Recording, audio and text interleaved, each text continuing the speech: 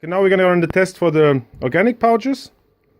We recommend also to enter the pouch here on the conveyor and onto the conveyor belt in this direction. Always transport the pouch on the long edge. Here they have the two sidebars which keep the product in place to assure that the alignment is right. Okay, now we go through the steps how to start the machine. The test went very well. First you start the conveyor belt, which activates the ribbons. Okay. Second is the labeling mechanism. With the conveyor belt you could actually test if the product runs through. Then you start the labeling part. Now the sensor detects the product and will shoot a label onto the product. And then the first step, you have to start the conveyor belt, which now is an external switch. The switch is going to be here at the end.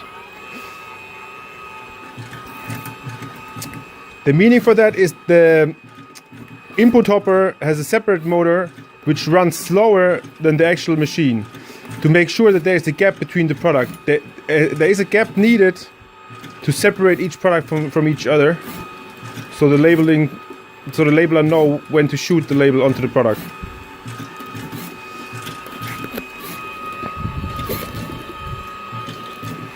We have now used our own labels, which meet the standard, the label size you send us.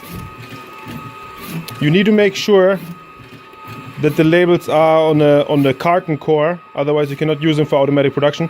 We place the label now on the front side, but you could also put the label on the other side if you prefer.